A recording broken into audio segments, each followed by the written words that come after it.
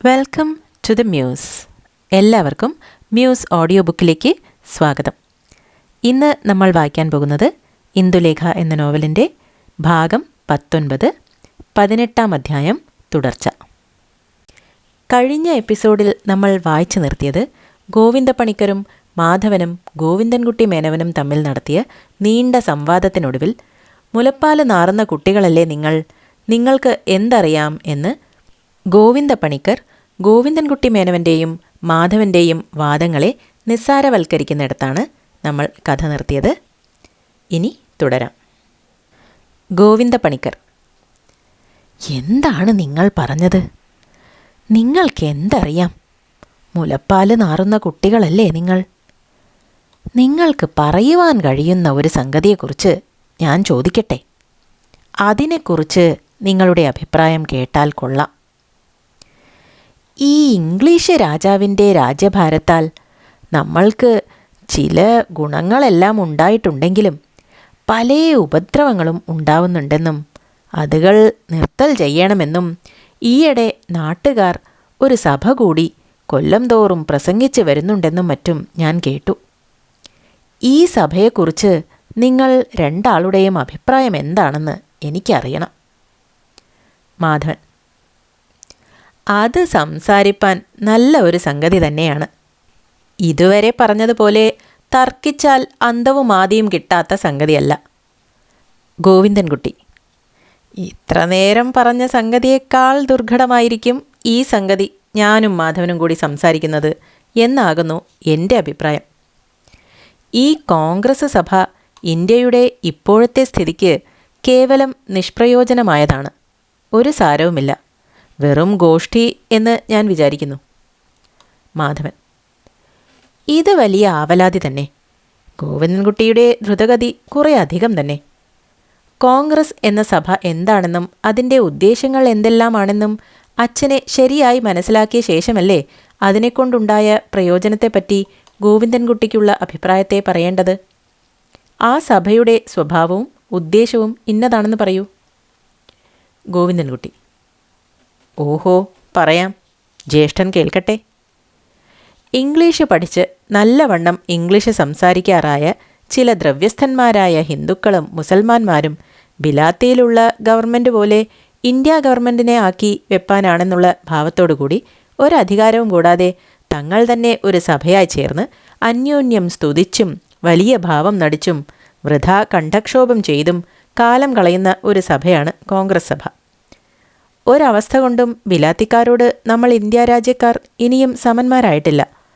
തുല്യത വരാൻ ശ്രമിച്ചാൽ എളുപ്പത്തിൽ സാധിക്കാവുന്നതും എത്രയോ പ്രയോജനമുള്ളതുമായ വേറെ പല കാര്യങ്ങളുമുണ്ട്. അതിലൊന്നും ശ്രമം ചെയ്യാതെ എല്ലാറ്റിൻ്റെയും അഗ്രത്തിലിരിക്കുന്നതും ബഹുപ്രയാസമായതുമായ ഒരു വലിയ കാര്യത്തെ ഉദ്ദേശിച്ച് അനാവശ്യമായി ചെയ്യുന്ന ശ്രമമാണ് ഇത് എന്നുള്ളതിലേക്ക് യാതൊരു സംശയവുമില്ല. ബിലാത്തിക്കാർക്ക് ഇപ്പോൾ കിട്ടിയിട്ടുള്ള സ്വതന്ത്രതകളെല്ലാം ഇങ്ങനെ കോൺഗ്രസ് കൂടിയിട്ട് കിട്ടിയതല്ല. ഇംഗ്ലീഷ് ഗവൺമെൻറ് ഇപ്പോൾ നടക്കുന്ന പ്രകാരം ഉള്ളത് തന്നെ ഇന്ത്യയിലേക്ക് ഇനിയും ഒരു പുരുഷാന്തര കാലത്തേക്ക് കാലാനുസൃതമായ അല്പാൽപ ഭേദങ്ങളെയും പരിഷ്കാരങ്ങളെയും ചെയ്ത് കൊണ്ടിരുന്നാൽ ധാരാളം മതിയാവുന്നതാണ്. ഇന്ത്യയിലേക്ക് ഇപ്പോൾ അശേഷം പോരാത്തതും ലജ്ജാകരമാകും വണ്ണം വഷളായിട്ടുള്ളതുമായ എന്തെല്ലാം കാര്യങ്ങളെ പരിഷ്കരിക്കാനുണ്ട്. എന്താണ് അതെല്ലാം വിട്ടുകളഞ്ഞ് ഒന്നാമത് രാജ്യഭാര സംഗതിയിൽ ഇവർ കടന്നു പിടിക്കുന്നത്? ഒന്നാമത് ഈ ജാതിഭേദങ്ങൾ ഇത്രയധികം അനാവശ്യമായി ജനങ്ങളുടെ അഭിവൃദ്ധിക്ക് മുടക്കമായി തടയുന്നതിനെ നീക്കം ചെയ്യുവാൻ ശ്രമിക്കരുതോ? ഇന്ത്യ രാജ്യം ക്രമേണ ദാരിദ്ര്യത്തിൽപ്പെടുന്നത് നിർത്താൻ അന്യരാജ്യങ്ങളുമായുള്ള കച്ചവടങ്ങൾ, കൃഷി, കൈവേല പ്രവൃത്തികൾ, യന്ത്രപ്പണികൾ മുതലായത് ഇന്ത്യക്കാരെ പഠിപ്പിക്കാൻ ശ്രമിക്കരുതോ? സ്ത്രീകളെ വിദ്യാഭ്യാസം ധാരാളമായി ചെയ്യുവാൻ ശ്രമിക്കരുതോ? നമ്മളുടെ അതിമാലിന്യമായ ചില ഗൃഹവൃത്തികളെയും അപരിഷ്കൃതാഹാര വിഹാരാദികളെയും ഭേദം ചെയ്യാൻ നോക്കരുതോ? എത്ര കാലമായി തീവണ്ടി, ടെലഗ്രാഫ് മുതലായ പല അത്ഭുതകരങ്ങളായ വിദ്യകൾ ഇന്ത്യയിൽ വന്നിട്ട്? ഈ വക യന്ത്രങ്ങളെ ഉണ്ടാക്കുവാനും ഉപയോഗിക്കുവാനും പഠിപ്പാൻ ഹിന്ദു മുസൽമാന്മാർക്ക് ശ്രമിക്കരുതോ? യൂറോപ്പിലുള്ള വലിയ രാജ്യങ്ങളിലെ എല്ലാ നാട്ടുകാരും ഈ വക പല വിദ്യകളും പഠിക്കുന്നില്ലേ? നമ്മൾക്ക് ഇരുമ്പ് കൊണ്ട് നല്ലതായ ഒരു ചക്രം വേണമെങ്കിൽ ഇംഗ്ലണ്ടിൽ നിന്ന് വരുത്തണ്ടേ? ഒരു ഇരുമ്പ് ചങ്ങല വേണമെങ്കിൽ ഇംഗ്ലണ്ടിൽ നിന്ന് വരുത്തണ്ടേ? നല്ല ഒരു തൂശി വേണമെങ്കിൽ ഇംഗ്ലണ്ടിൽ നിന്ന് വരുത്തണ്ടേ? ഒരു തൂശി മുതൽ ഒരു പടക്കപ്പൽ വരെയുള്ള സകല സാധനങ്ങളും നല്ലതായി കിട്ടണമെങ്കിൽ നമ്മൾ ഇംഗ്ലണ്ടിൽ നിന്ന് വരുത്തണ്ടേ? ഇതിൽ ഈ നാട്ടുകാർക്ക് അവമാനമില്ലേ? ഈ വക പല കാര്യങ്ങളിലും ഇന്ത്യയെ ഇംഗ്ലണ്ടിന് സമത വരുത്തുവാനല്ലേ ഒന്നാമത് ശ്രമിക്കേണ്ടത്? ജനസമുദായത്തിന് സ്വരാജ്യ ഭരണത്തിൽ സ്വതന്ത്രത കൊടുക്കേണ്ടത് ഈ വക അനവധി കാര്യങ്ങളിൽ. ഇപ്പോൾ ഇന്ത്യയിൽ പ്രത്യക്ഷമായി ലജ്ജാകരമായി കാണുന്ന പല വിധമുള്ള വീഴ്ചകളെയും അറിവില്ലായ്മയെയും തെറ്റുകളെയും തീർത്ത് പരിഷ്കരിച്ചതിൻ്റെ ശേഷം വേണ്ടതല്ലേ? ഈ വക പരിഷ്കാരങ്ങളൊന്നും ചെയ്യാതെ ഈ രാജ്യഭാര വിഷയങ്ങളിൽ ഒന്നാമത് പ്രവേശിച്ച കുറേ ആളുകളെല്ലാം കൂടി നിലവിളിച്ചാൽ ആര് ബഹുമാനിക്കും? വേറെയുള്ള എല്ലാ സംഗതികളിലും കേവലം അധോമുഖന്മാരായിരിക്കുന്നവർ ഈ ഒരു സംഗതിയിൽ മാത്രം തല പൊന്തിച്ച് നിലവിളിച്ചാൽ നിവൃത്തിയാവുന്നത് പ്രയാസമല്ലേ? എനിക്ക് ഈ കോൺഗ്രസിനെ പറ്റി വലിയ പുച്ഛമാണുള്ളത്. സർ ലേപ്പൽ ഗ്രിപ്പിൻ മുതലായ അനേകം സായ്പന്മാർ ഇന്ത്യ നിവാസികളെപ്പറ്റി ഓരോ സമയം ചെയ്യുന്ന പ്രസംഗങ്ങൾ കേൾക്കുമ്പോൾ എനിക്ക് ലജ്ജ തോന്നുന്നു. പല സംഗതികളും അവർ പറയുന്നത് ശരിയാണ്. പല സ്ഥിതികളിലും നമ്മളുടെ അവസ്ഥ വളരെ ലജ്ജാകരമായിരിക്കുന്നു. ഇതെല്ലാം മൂടിവെച്ച് രാജ്യഭാര കാര്യത്തിൽ മാത്രം ഇംഗ്ലീഷുകാരോട് സമത വരുത്തണം എന്നിച്ഛിച്ചാൽ അത് സാധിക്കുമോ? ഈ വക സഭ ഉണ്ടാവുന്നതിൽ വൃഥാ കണ്ഠക്ഷോഭവും ദ്രവ്യനാശവും ഫലം എന്ന് ഞാൻ പറയുന്നു. ഗോവിന്ദപ്പണിക്കർ: ഗോവിന്ദൻകുട്ടി പറഞ്ഞത് ശരിയാണ്. ഇതിൽ ഞാൻ ഗോവിന്ദൻകുട്ടിയോട് യോജിക്കുന്നു. ഇപ്പോൾ നമ്മുടെ രാജ്യഭാരം മുമ്പുണ്ടായിരുന്നതിനേക്കാൾ വളരെ നന്ന്. ഇപ്പോൾ ഇത് മതി. എന്നാൽ ജാതിഭേദമില്ലാതാക്കണം എന്ന ഒരു വിഡ്ഢിത്തം ഗോവിന്ദൻകുട്ടി പറഞ്ഞതിൽ ഞാൻ ചേരുന്നില്ല. ഗോവിന്ദൻകുട്ടി: അത് ഞാൻ സമ്മതിച്ചേക്കാം. എന്നാൽ രാജ്യഭാരത്തിൻ്റെ കാര്യം ഞാൻ പറഞ്ഞത് ജ്യേഷ്ഠന് ബോധ്യമായല്ലോ. ഗോവിന്ദപ്പണിക്കർ: എന്താണ് മാധവനൊന്നും പറയാത്തത്? മാധവൻ: എനിക്കൊന്നും പറയാൻ തോന്നുന്നില്ല. പൂർത്തിയായ വിദ്യാഭ്യാസമുണ്ടായി BA പാസ്സായ ഗോവിന്ദൻകുട്ടി ഇങ്ങനെ അസംബന്ധം സംസാരിച്ച വ്യസനമാണ് എനിക്കിപ്പോൾ ഉള്ളത്. ഗോവിന്ദൻകുട്ടി: ഒരസംബന്ധവും സംസാരിച്ചില്ല ഞാൻ. ഏതേതാണ് അസംബന്ധം എന്ന് കാണിച്ചു തരൂ. മാധവൻ: പറഞ്ഞത് മുഴുവനും അസംബന്ധം. ആകവേ അസംബന്ധം. ഒന്നാമത്, ഇന്ത്യയിൽ പാർലമെൻറ്റ് ഉണ്ടാക്കുവാനല്ല കോൺഗ്രസിൻ്റെ ഉദ്ദേശം. പിന്നെ ഇംഗ്ലീഷുകാരോട് സമന്മാരാണ് ഇന്ത്യക്കാർ എന്നും സഭക്കാരിൽ യോഗ്യരായവർ അഭിപ്രായപ്പെട്ടിട്ടില്ല. ഇന്ത്യയിൽ പല സംഗതികളും പരിഷ്കരിപ്പാനുണ്ടെന്ന് പറഞ്ഞത് ശരി. പക്ഷേ ആ സംഗതികൾ ഉള്ളതുകൊണ്ട് ഈ രാജ്യഭാര സംഗതിയിൽ ഒന്നാമതായി പ്രവേശിച്ചുകൂടാ എന്ന് പറയുന്നത് ഭോഷത്വമാണ്. രാജ്യസ്നേഹവും അഭിമാനവും ഉണ്ടെങ്കിൽ ഇംഗ്ലീഷുകാരോട് രാജ്യം യുദ്ധം ചെയ്ത് തിരികെ വാങ്ങണം. എന്നാൽ മാത്രമേ അഭിമാനമുണ്ടെന്ന് വിചാരിപ്പാൻ പാടുള്ളൂ എന്ന് പറഞ്ഞതും വലിയ ഭോഷത്വം തന്നെ. ഗോവിന്ദൻകുട്ടി യൂറോപ്പ് രാജ്യങ്ങളിലെ ചരിത്രങ്ങൾ പലതും വായിച്ചിട്ടുള്ളതിൽ ഇങ്ങനെയോ അഭിപ്രായമായത്? ഇംഗ്ലീഷ് ബിലാത്തിയിലെ ആദ്യത്തെ കഥ തന്നെ വിചാരിച്ചു നോക്കൂ. ബ്രിട്ടീഷ് ദ്വീപിൽ അനാദിയായി ഉണ്ടായിരുന്നവരെ ഒന്നാമത് റോമൻകാർ പോയി ജയിച്ച് ബ്രിട്ടീഷ് രാജ്യം അവരുടെ രാജ്യമാക്കി കുറേ കാലം വെച്ചു. പിന്നെ സെക്സൻകാരുടെ കാലമായി. പിന്നെ ഡൻസക്കാരുടെ വാഴ്ച. ഒടുവിൽ നോർമൽ രാജാക്കന്മാരായ ഫ്രഞ്ച് രാജ്യക്കാർ ബ്രിട്ടീഷ് രാജ്യം പിടിച്ചു. എന്നിട്ടുണ്ടായ കഥ ഓർമ്മയില്ലേ? ഈ രാജാക്കന്മാർ അതിശക്തന്മാരാകയാൽ അവർക്ക് ബ്രിട്ടീഷുകാർ കീഴടങ്ങേണ്ടി വന്നില്ലേ? ഗോവിന്ദൻകുട്ടി: ഒരിക്കലും കീഴടങ്ങിയിട്ടില്ല. പുറത്തു നിന്ന് വന്ന ഈ രാജാക്കന്മാർ ഇംഗ്ലീഷുകാരുമായി യോജിച്ച് അവരുടെ ജാതിയോട് ചേർന്നു. പരന്തരീസ് രാജ്യം കേവലം വിട്ടു. അതുപോലെ മഹാരാജ്ഞിയും മറ്റും വന്ന് ഇവിടെ താമസിച്ച് നമ്മളുടെ കൂട്ടത്തിൽ ചേർന്നിരിക്കുന്നതുവരെ എന്തിന് ഇംഗ്ലീഷുകാരെ രാജ്യഭാരം ചെയ്യുവാൻ സമ്മതിക്കുന്നു? മാധവൻ: ശരി തന്നെ, സമ്മതിച്ചു. ഇംഗ്ലീഷുകാർ ഇങ്ങോട്ട് വരുന്നതും നമ്മൾ അങ്ങോട്ട് പോകുന്നതും എല്ലാം ഒരുപോലെ. ഇംഗ്ലീഷ് രാജ്യഭാരം തുടങ്ങിയ മുതൽ നമ്മളുടെ രാജ്യത്തെ പല ശ്രേയസ്സുകളും അഭിവൃദ്ധിയും സുഖവും മേൽക്കുമേൽ വർദ്ധിച്ചു കാണുന്നതുകൊണ്ട് ഞങ്ങൾ കോൺഗ്രസ്സുകാരുടെ അഭിപ്രായവും ഉദ്ദേശവും ക്രമേണ ഇംഗ്ലീഷ് ഗവൺമെൻറ്റും ഇന്ത്യ ഗവൺമെൻറ്റും അന്യോന്യം യോജിപ്പിച്ച് ഏകീകരിക്കണമെന്ന് മാത്രമാണ്. അതിലേക്കാണ് ഈ ശ്രമങ്ങളെല്ലാം ചെയ്യുന്നത്. നോർമൻ രാജാക്കന്മാർ എങ്ങനെ ബ്രിട്ടീഷ് രാജാക്കന്മാരായോ അതുപ്രകാരം തന്നെ ഇംഗ്ലീഷ് രാജാക്കന്മാരും ഇംഗ്ലീഷ് ഗവൺമെൻറ്റും ഇന്ത്യയുടെ സ്വന്തം രാജാക്കന്മാരും ഇന്ത്യയുടെ ഗവൺമെൻറ്റും ആക്കണം എന്ന് തന്നെയാണ് ഞങ്ങൾ കോൺഗ്രസ്സുകാരുടെ ഉദ്ദേശവും കാംക്ഷയും. നോർമൻകാർ ഇംഗ്ലണ്ടിൽ വന്ന് കാലാവസ്ഥയ്ക്ക് അനുസരിച്ച് ബ്രിട്ടീഷ് രാജ്യക്കാരും അവരും തമ്മിൽ അന്യോന്യം കൊന്നിട്ടും ഹിംസിച്ചിട്ടും സഹിക്കാൻ പാടില്ലാതെ ആയ ശേഷം ഇണങ്ങി യോജിച്ച് ഏകീകരിച്ചു. ഈ കാലാവസ്ഥയ്ക്കനുസരിച്ച് ഞങ്ങളും ഇംഗ്ലീഷുകാരും തമ്മിൽ ബുദ്ധി കൊണ്ട് യുദ്ധം ചെയ്യുന്നു.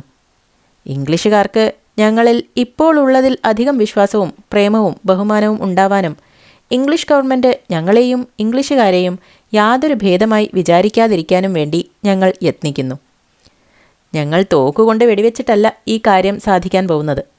വാക്കുകൊണ്ട് ന്യായം പറഞ്ഞിട്ട് ബുദ്ധിമാന്മാരായ ഇംഗ്ലീഷുകാരെ സ്വാധീനമാക്കാൻ പോകുന്നു. എൻ്റെ മനസ്സിൽ ഉദ്ദേശിച്ച വിധത്തിൽ തന്നെ നടക്കുന്നുവെങ്കിൽ കോൺഗ്രസ് പോലെ ഇത്ര യോഗ്യമായ ഒരു സഭ ഇതുവരെ ഇന്ത്യയിൽ ഉണ്ടായിട്ടില്ല എന്ന് പറയാം. എന്നാൽ ചില സംഗതികളെ ഈ സഭക്കാർ ഭേദപ്പെടുത്തി പരിഷ്കരിക്കേണ്ടതുണ്ടെന്ന് ഞാൻ സമ്മതിക്കുന്നു. ചിലപ്പോൾ സഭക്കാരിൽ ചിലർ അനാവശ്യമായും തക്കതായ സംഗതി കൂടാതെയും ബ്രിട്ടീഷ് ഗവൺമെൻറ്റിനെ ദുഷിച്ചു എന്ന് വന്നിട്ടുണ്ടായിരിക്കാം. ഇത് മഹാകഷ്ടമാണെന്ന് ഞാൻ എങ്കിലും കോൺഗ്രസ് സഭക്കാരിൽ യോഗ്യരായവർ ഏകീകരിച്ച് ഇതുവരെ ഉണ്ടായിട്ടുള്ള ഒരു പ്രസംഗത്തിലും ഇംഗ്ലീഷുകാരുടെ ഗവൺമെൻറ്റിനെ ഒരു വിധത്തിലും ആകെപ്പാടെ വെറുത്തു പറഞ്ഞിട്ടില്ല. ഓരോ സങ്കടങ്ങൾ ഉണ്ടാവുന്നത് തീർത്ത് പരിപാലിക്കാനേ ആവശ്യപ്പെട്ടിട്ടുള്ളൂ. പിന്നെ ഗോവിന്ദൻകുട്ടി ഇങ്ങനെ ഭോഷത്വം പറഞ്ഞാലോ? ഇന്ത്യയിൽ പരിഷ്കാരങ്ങൾ ചെയ്യുവാനുള്ള കാര്യങ്ങളെ ചെയ്യേണ്ട എന്ന് കോൺഗ്രസ്സുകാർ വെച്ചിട്ടില്ല. പല രോഗങ്ങളും പിടിച്ചു കിടക്കുന്ന ഒരു രോഗിയുടെ സകല രോഗങ്ങളും ഒന്നായിട്ട് ഒരു ഔഷധം കൊണ്ട് ഒരു സമയം മാറ്റാൻ കഴിയുന്നതല്ല. ഓരോന്നായി ഭേദം വരുത്തേണ്ടി വരും. അങ്ങനെ ഭേദം വരുത്താൻ പാടില്ല. എല്ലാം കൂടി ഒന്നായിട്ട് തന്നെ ഭേദമാക്കുന്ന മരുന്ന് മാത്രമേ സേവിക്കുകയുള്ളൂ എന്ന് ആ രോഗി ഉറച്ചാൽ എല്ലാ രോഗങ്ങളിൽ നിന്നും രോഗി സങ്കടപ്പെടുകയുള്ളൂ. ഇന്ത്യയിൽ ജാതിഭേദമില്ലാതാക്കുവാൻ ഒരു സഭ കൂടേണ്ട കാലം ഇനിയുമായിട്ടില്ല. ഇതിനാണ് സമയമാവാത്തത്. ഗവൺമെൻറ്റിൻ്റെ മാതിരിയും ചട്ടങ്ങളും നന്നാക്കുന്നത് നാളെ തന്നെ ചെയ്താലും ഗുണമേ ഉണ്ടാകുകയുള്ളൂ. അതിനുള്ള സംഗതി പറയാം. ജാതി എന്ന് ഇന്ത്യയിൽ പറയുന്ന എല്ലാം ഓരോ മതത്തെ ആശ്രയിച്ചിട്ടാണ് മുഖ്യമായി നിൽക്കുന്നത്. ആ മതവിശ്വാസം ഒന്നു മാത്രമാണ് ഈ ഇംഗ്ലീഷുകാരാൽ ഇനിയും ഇന്ത്യയിൽ നിന്ന് കളയുവാൻ കഴിയാത്ത ഒരു സാധനം. ദൈവവിശ്വാസവും വന്ദനയും ഓരോ പ്രകാരത്തിൽ ചെയ്യുന്നതിനെ ആശ്രയിച്ച് ജാതി നിൽക്കുന്നതുകൊണ്ട് ആ വിശ്വാസം കളയുവാൻ കഴിയുമ്പോഴല്ലാതെ ജാതിഭേദം കേവലം വിടുത്താൻ കഴിയുമോ എന്ന് ഞാൻ സംശയിക്കുന്നു. ആ വിശ്വാസം ഇന്ത്യയിൽ നിന്ന് വിടുത്തണമെങ്കിൽ ഇന്ത്യക്കാരായ ഹിന്ദു മുസൽമാന്മാരുടെ മതാചരണങ്ങളെ ജയിക്കുന്നതായ ഒരു വിശേഷവിധി മതം അവർക്ക് കാണിച്ചു കൊടുത്ത് അതിൽ ശീലിപ്പിക്കണം. അങ്ങനെ ഒരു വിശേഷവിധിയായ മതം കാണുവാനില്ല. അതുകൊണ്ട് ഇന്ത്യ രാജ്യത്തിലുള്ള മതങ്ങൾക്കനുസരിച്ച് നിൽക്കുന്ന ജാതിക്രമങ്ങൾ ഭേദം ചെയ്യുവാൻ ഇപ്പോൾ ശ്രമിച്ചാൽ സാധിക്കുമോ എന്ന് സംശയം. എന്നാൽ കാലക്രമം കൊണ്ട് അറിവ് അധികം വർദ്ധിക്കുമ്പോൾ ജാതി സിദ്ധാന്തങ്ങൾ ക്രമേണ കുറഞ്ഞു വരും. ഒടുവിൽ കേവലം നശിച്ചു എന്നും വരാം. ഇന്ത്യയിൽ ഇപ്പോഴുള്ള സ്ഥിതിയിൽ ജാതിഭേദമില്ലാതാക്കുവാൻ ശ്രമിക്കുന്നത് കേവലം തെറ്റായി വന്നുകൂടുമെന്ന് ഞാൻ വിചാരിക്കുന്നു. എന്നാൽ രാജ്യഭാരസംഗതി ഒന്ന് ഓർത്തു നോക്കുക. ഇംഗ്ലീഷുകാർ ഹിമവൽ സേതു പര്യന്തം രാജ്യഭാരം തുടങ്ങിയിട്ട് ഇപ്പോൾ ഏതാണ്ട് ഒരു 100 സംവത്സരമേ ആയിട്ടുള്ളൂ. എങ്കിലും രാജ്യഭാര നീതികളെക്കുറിച്ച് ജനങ്ങൾക്ക് ഈ 100 സംവത്സരങ്ങൾക്കുള്ളിൽ എത്ര അധികം അറിവും രുചിയും ഉണ്ടായിട്ടുണ്ടെന്ന് ഗോവിന്ദൻകുട്ടി ഓർത്തു നോക്കൂ. വഴി പോകുന്ന ഒരു കൂലിക്കാരനോടോ മീൻ പിടിക്കുന്ന ഒരു മുക്കുവനോടോ സംസാരിച്ചാൽ കൂടി ഇപ്പോഴത്തെ ഭേദം അറിയുവാൻ കഴിയും. അവന് സിവിൽ ശാസ്ത്രതന്ത്രങ്ങളും ക്രിമിനൽ ശാസ്ത്രതന്ത്രങ്ങളും അറിയാമെന്നല്ല ഞാൻ പറയുന്നത്. ഇംഗ്ലീഷ് രാജ്യഭരണത്തിൽ തൻ്റെ ശരീരത്തിനും മനസ്സിനും തൻ്റെ ഇഷ്ടപ്രകാരം കുറ്റകരമല്ലാത്ത യാതൊന്നിലും വ്യാപരിക്കുന്നതിന് സ്വാതന്ത്ര്യമുണ്ടെന്നുള്ള അറിവ് നിശ്ചയമായി അവനിപ്പോഴുണ്ട്. മുമ്പ് അങ്ങനെയല്ല. സാധാരണ ഇത്ര അറിവുണ്ടായാൽ മതി. സകല സ്വതന്ത്ര ഭോഗങ്ങൾ അനുഭവിക്കുന്ന ഇംഗ്ലണ്ടിലും അമേരിക്കയിലും മറ്റുമുള്ള സാധാരണ ജനസമുദായത്തിൽ ഇന്ത്യയിലുള്ള സാധാരണ ജനങ്ങൾക്കുള്ള അറിവുകൾ തന്നെ ഈ രാജ്യഭാര വിഷയത്തിൽ ഉള്ളൂ. സ്വതന്ത്ര രാജ്യഭാരത്തിനിച്ഛിക്കുന്ന രാജ്യനിവാസികൾ മുഴുവനും ഗ്ലാഡസ്റ്റൺ മുതലായവരെ പോലെ രാജ്യഭാരതന്ത്രങ്ങൾ ഗ്രഹിച്ചിരിക്കണം എന്ന് പറയുന്നത് ഭോഷത്വമല്ലേ? രാജ്യഭാരം ബിലാത്തിയിലെ പോലെ ഇന്ത്യയിൽ ചെയ്യണമെങ്കിൽ സ്ത്രീകളെ മുഴുവൻ ഇംഗ്ലീഷ് പഠിപ്പിച്ചിട്ടും ബിലാത്തിയിലെ യന്ത്രങ്ങൾ ഇവിടെ പണിയാറായിട്ടും മറ്റും വേണമെന്ന് പറയുന്നതും ഭോഷത്വമാണ്. പിന്നെ ഗോവിന്ദൻകുട്ടി പറയുന്നു, ഹിമവൽ സേതു പര്യന്തമുള്ള ജനങ്ങൾ ഇംഗ്ലീഷ് രാജാവിനെ അടങ്ങി നിൽക്കുന്നത് അങ്ങനെ നിന്നില്ലെങ്കിൽ വെടികൊണ്ട് കണ്ണു മിഴിച്ചു പോവും എന്ന് ഭയപ്പെട്ടിട്ടാണെന്ന്. ഇത് ഏറ്റവും തെറ്റായ ഒരു അഭിപ്രായമാണ്. ഇംഗ്ലീഷുകാരുടെ ശക്തി ഇന്ത്യയിലുള്ള കള്ളന്മാർക്കും ദുഷ്ടന്മാർക്കും അസത്തുക്കൾക്കും ഭയത്തെയും നല്ല ജനങ്ങളുടെ ഉള്ളിൽ ബഹുമാനത്തെയും ജനിപ്പിക്കുന്നത് ശരിയാണെങ്കിലും രാജ്യം മുഴുവനും ഇങ്ങനെ ഒതുങ്ങി നിൽക്കുന്നത് ഇംഗ്ലീഷ് ഗവൺമെൻറ് പ്രജാപരിപാലനം ചെയ്യുന്നതിലുള്ള യോഗ്യത ഹേതുവായി പ്രജകൾക്ക് ആ ഗവൺമെൻറ്റിനോടുള്ള പ്രിയം നിമിത്തമാണെന്നുള്ളതിലേക്ക് എനിക്ക് സംശയമില്ല. ഇംഗ്ലീഷ് ഗവൺമെൻറ് മുമ്പ് നമ്മൾക്കുണ്ടായിരുന്ന രാജാക്കന്മാരെ പോലെ അനീതിയും അക്രമവും കാണിച്ച് ജനോപദ്രവം ചെയ്തിരുന്നുവെങ്കിൽ ഇതിനെത്രയോ മുമ്പേ ഇംഗ്ലീഷ് ഗവൺമെൻറ് ഇന്ത്യയിൽ ഇല്ലാതെ വരുമായിരുന്നു. അതിന് സംശയമില്ല. പിന്നെ ഗോവിന്ദൻകുട്ടി പറയുന്നത്, ഞങ്ങൾ ഇംഗ്ലീഷിൽ പ്രസംഗിക്കുന്നതും മറ്റും പ്രസംഗക്കാർ എന്ന കീർത്തിക്ക് വേണ്ടി മാത്രം എന്നാണ്. അങ്ങനെയുള്ള കീർത്തി ഉണ്ടാവണമെന്ന് ഞങ്ങൾക്ക് ആഗ്രഹമില്ലെന്നില്ല. പക്ഷേ അതിന് മാത്രമായി പ്രസംഗിക്കുന്നതാണെന്ന് പറയുന്നതാണ് അബദ്ധം. ഈ പ്രസംഗങ്ങളെല്ലാം എത്രയോ ആവശ്യമായിട്ടുള്ളതാണെന്ന് മാത്രമല്ല, അതുകളെക്കൊണ്ട് പലവിധ പ്രയോജനങ്ങൾ ഇന്ത്യക്ക് ഈ ചുരുങ്ങിയ കാലത്തിനുള്ളിൽ തന്നെ ഉണ്ടായിട്ടുമുണ്ട്. ഓരോന്നായി ഞാൻ എണ്ണി പറഞ്ഞു തരാം. ഒന്നാമത്, ഇപ്പോൾ ബിലാത്തിയിലുള്ള നിഷ്പക്ഷവാദികളായ മഹാന്മാർക്ക് ഇന്ത്യയിൽ നല്ല പഠിപ്പും സാമർഥ്യവും ഉള്ളവർ പലരുമുണ്ടെന്ന് പൂർണ്ണ ബോധ്യമായിരിക്കുന്നു. ഇത് ഈ വക പ്രസംഗങ്ങൾ ഉണ്ടാക്കിയ ബോധ്യമാകുന്നു. രണ്ടാമത്, ഈ ബോധ്യമുണ്ടായതിനാൽ കോൺഗ്രസ് സഭയെ രക്ഷപ്പെടുത്തി നിലനിർത്തണമെന്നുള്ള ആഗ്രഹം പല ഇംഗ്ലീഷുകാർക്കും ഉണ്ടായിത്തീർന്നിരിക്കുന്നു. മൂന്നാമത്, പ്രസംഗങ്ങളുടെ വിശേഷത കൊണ്ട് ഇന്ത്യയിലുള്ള ബഹുയോഗ്യരായ ജനങ്ങൾ മുമ്പ് കോൺഗ്രസിനോട് അനിഷ്ടത്തെയോ അനാസ്ഥയെയോ കാണിച്ചതിനെ മാറ്റി കോൺഗ്രസിനെ ബഹുമാനിച്ച് കോൺഗ്രസിൻ്റെ ഇഷ്ടന്മാരായി തീർന്നിരിക്കുന്നു. ഇങ്ങനെ പലവിധ ഗുണങ്ങൾ ഇത്ര ക്ഷണത്തിൽ ഇന്ത്യക്ക് വേണ്ടി സമ്പാദിച്ചത് യുക്തിമാന്മാരും സമർത്ഥന്മാരുമായ വാഗ്മികളുടെ അതിവിശേഷമായ പ്രസംഗങ്ങളാണ്. ന്യായമായ വിധം കുറേ കാലം ഈ കോൺഗ്രസ് നടക്കുന്നുവെങ്കിൽ സംശയം കൂടാതെ ഇംഗ്ലണ്ടിൽ പ്രജകൾക്ക് ഗവൺമെൻറ്റിൽ നിന്നുണ്ടാവുന്ന ഗുണങ്ങൾ ഇന്ത്യക്കുമുണ്ടാവും എന്നുള്ളതിന് എനിക്ക് സംശയമില്ല. പിന്നെ ഈ പ്രസംഗങ്ങളെപ്പറ്റി വൃഥാ കണ്ഠക്ഷോഭം എന്ന് ഗോവിന്ദൻകുട്ടി പറയുന്നത് എത്ര ഭോഷത്വമാണ്. എന്നാൽ ചിലപ്പോൾ ഈ കോൺഗ്രസ് സഭക്കാരിൽ ചിലരും ചില ന്യൂസ് പേപ്പറുകളും സഭക്കാരോ അവരുടെ സ്നേഹിതന്മാരോ എഴുതിയിട്ടുള്ള ചില പുസ്തകങ്ങളും അനാവശ്യമായും അസത്യമായും ഇന്ത്യയിൽ ഇപ്പോൾ നടക്കുന്ന ഗവൺമെൻറ്റിനെക്കുറിച്ച് ദൂഷ്യാരോപം ചെയ്യുന്നുണ്ടെന്ന് ഞാൻ സമ്മതിക്കുന്നു. ഇത് വലിയ ഒരു തെറ്റാണ്. ഇത് ഇന്ത്യയുടെയും കോൺഗ്രസിൻ്റെയും വലിയ നിർഭാഗ്യമെന്നേ പറയുവാനുള്ളൂ.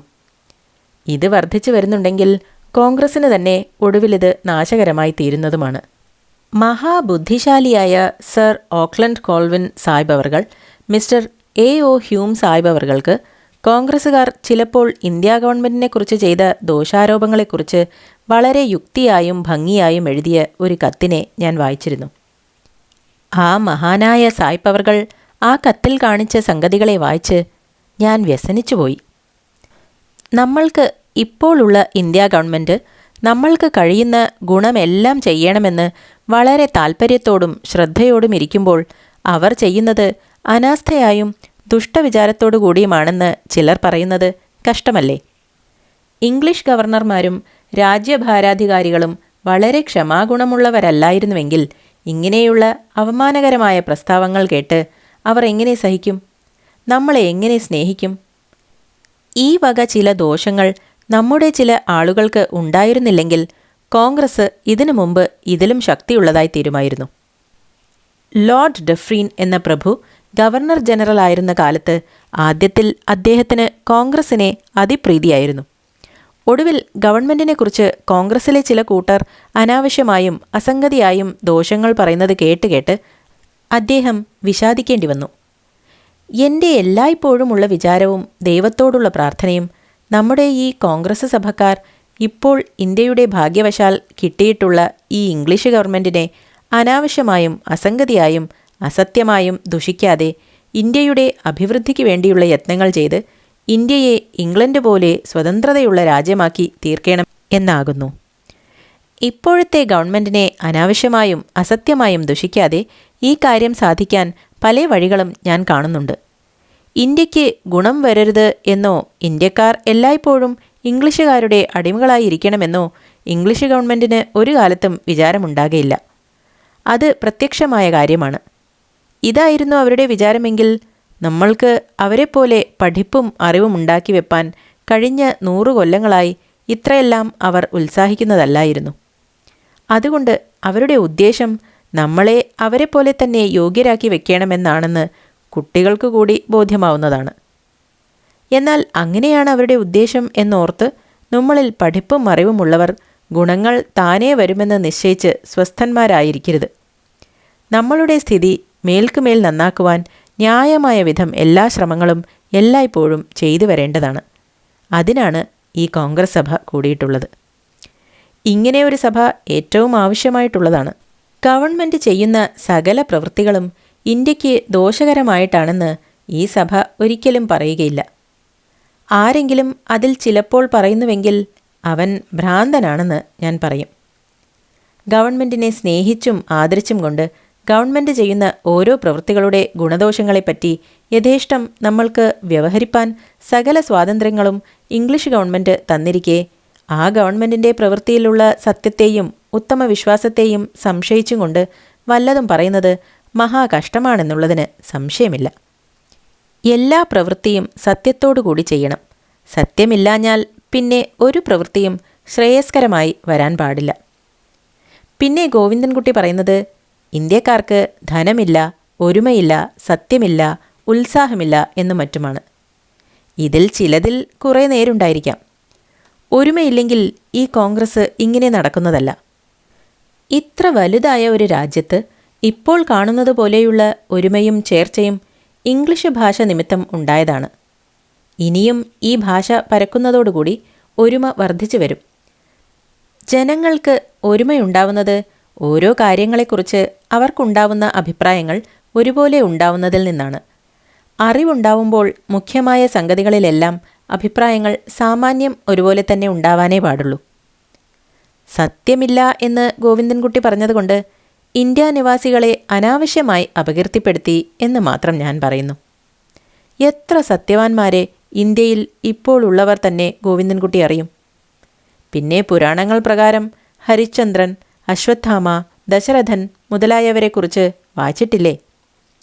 ഇന്ത്യ രാജ്യം അനാദിയായ സത്യത്തിൽ ബഹുതൃഷ്ണയും നിഷ്കർഷയുമുള്ള രാജ്യമാണെന്ന് പല സംഗതികളെക്കൊണ്ടും നിശ്ചയിക്കാൻ കഴിയുന്നതാണ്. അങ്ങനെ ഇരിക്കുമ്പോൾ ദ്രുതഗതിയായി സത്യമില്ലാത്തവരാണ് നമ്മൾ എന്ന് ഗോവിന്ദൻകുട്ടി പറഞ്ഞു കളഞ്ഞത് കേട്ട് എനിക്ക് വളരെ വ്യസനം തോന്നുന്നു. ഉത്സാഹമില്ലെന്ന് ഗോവിന്ദൻകുട്ടി പറഞ്ഞതും നേരല്ല. പഠിപ്പാനും അറിവുകൾ കിട്ടുവാനുമുള്ള ഉത്സാഹം ഇന്ത്യയിൽ ക്രമേണ വർദ്ധിച്ചു വരുന്നു എന്നുള്ളതിന് എനിക്ക് സംശയമില്ല. ഇന്ത്യക്കാർക്ക് ധൈര്യവും ശരീരമിടുക്കും ഇല്ലെന്നോ ഉണ്ടെന്നോ ഇന്ത്യയിൽ ഇപ്പോൾ ഏർപ്പെടുത്തിയിട്ടുള്ള നെട്ടീവ പട്ടാളക്കാരെ പോയി നോക്കി അവരുടെ സ്ഥിതി അറിഞ്ഞതിൻ്റെ ശേഷം പറയേണ്ടതാണ്. ഗോവിന്ദൻകുട്ടി പക്ഷേ ഒരു ഭീരുവായിരിക്കാം. മറ്റെല്ലാവരും തന്നെപ്പോലെ തന്നെ ഭീരുക്കളാണെന്ന് ഭീരുത്വമുള്ളവന് തോന്നുന്നത് സാധാരണയാണ്. കോൺഗ്രസിൽ തൊള്ളയിടുന്നു എന്ന് അവമാനകരമായി ഗോവിന്ദൻകുട്ടിയാൽ പറയപ്പെട്ടിട്ടുള്ള പല ബാബുമാരും അയ്യന്മാരും മുതലികളും അവരുടെ ജീവനെയും സർവ്വധനത്തെയും ഇന്ത്യയുടെ അഭ്യുദയത്തിനും ഗുണത്തിനും വേണ്ടി ത്യജിപ്പാൻ ഒരുക്കമുള്ളവരാണെന്ന് ഞാൻ വിശ്വസിക്കുന്നു. പക്ഷേ ബുദ്ധികൗശലത്താൽ ജയിക്കേണ്ട ദിക്കിൽ തോക്കെടുത്ത് വെടിവെച്ച് ജയിക്കണമെന്ന് പറഞ്ഞാൽ ആര് കേൾക്കും?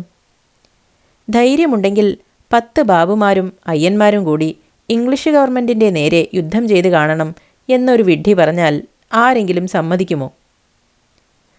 സർ ലെപ്പൻ ഗ്രിഫിൻ മുതലായവർ ഇന്ത്യയെക്കുറിച്ച് ദുഷിക്കുന്നതിൽ ഗോവിന്ദൻകുട്ടിക്ക് ബഹുരസമാണെന്ന് പറഞ്ഞു. അതിൽ എനിക്കും വളരെ രസമാണ്.